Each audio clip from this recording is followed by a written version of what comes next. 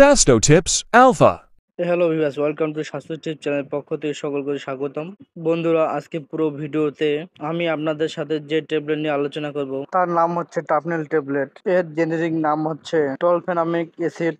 এটি বাংলাদেশে বাজারজাত করেছে এসকে ফার্মাসিউটিক্যাল লিমিটেড। বন্ধুরা, আজকের ভিডিওতে আমরা জানবো এই ট্যাবলেটটা কি দেওয়া তৈরি করা, এটি কিসের জন্য সেবন করব, কি মাত্রায় সেবন করতে হয়, মাত্রা ও সেবন বিধি, এই ট্যাবলেটটি কারা সেবন করতে পারবে না, এই ট্যাবলেটের পার্শ্বপ্রতিক্রিয়া কি কি হতে পারে ইত্যাদি বিষয় আলোচনা করব। আশা করি এই ভিডিওটি দেখার পর আপনি এই মেডিসিনটির সম্পর্কে ভালো একটি ধারণা পাবেন। তার আগে আপনি যদি আমার চ্যানেলে নতুন হয়ে থাকেন তার চ্যানেলটি অবশ্যই সাবস্ক্রাইব করে রাখবেন এবং পাশে থাকা বেল আইকন বাটনটি ক্লিক করে রাখবেন, যাতে করে আমি ভিডিও দেওয়ার সাথে সাথে আপনার কাছে নোটিফিকেশন পৌঁছে দেয়। আর আগে থেকে যারা আমার চ্যানেলের সদস্য হয়ে রয়েছেন তাদেরকে সকলকে ধন্যবাদ। তো চলুন বন্ধুরা, শুরু করা যাক। বন্ধুরা, প্রতিটি ট্যাবলেটে আছে টলফেনামিক অ্যাসিড 200 মিলিগ্রাম করে। ট্যাবলেটটি ব্রিটিশ কোম্পানি অনুযায়ী এটি একটি নন স্টেরয়েড অ্যান্টি ইনফ্লামেটরি ড্রাগ এবং সাইক্লোটিন এক ইনহিবিটর জাতীয় ঔষধ। বন্ধুরা, এখন জানবো ট্যাবলেটটি কি জন্য সেবন করতে পারবেন তার সম্পর্কে। টাপনিল ট্যাবলেট প্রাপ্তবয়স্কদের যদি তীব্র মাথা ব্যথা করে তখন একটি ট্যাবলেট সেবন করলে মাথা ব্যথা ভালো হয়ে যায়। অর্থাৎ একুব মাইগ্রেন অর্থাৎ তীব্র মাথা ব্যথা থাকলে আপনি এই ট্যাবলেটটি খেলে আপনি ব্যথা ভালো হয়ে যাবে।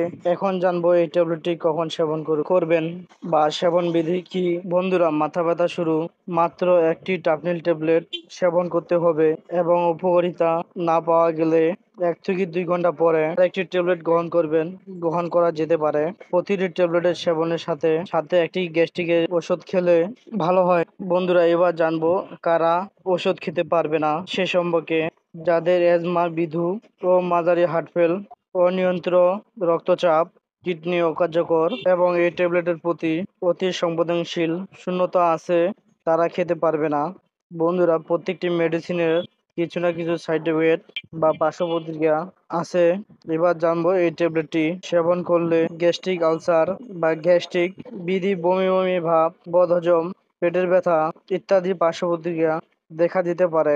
ঘরোয়া অবস্থায় টাপনিল ট্যাবলেটটির সর্বনিম্ন মাত্রায় ব্যবহার করা উচিত এবং প্রয়োজন না হলে ব্যবহার করা উচিত নয়। ট্যাবলেটটি মাতৃ দুধের সাথে মিশে যায়, এজন্য স্তন্যকালীন সেবন করা উচিত নয়।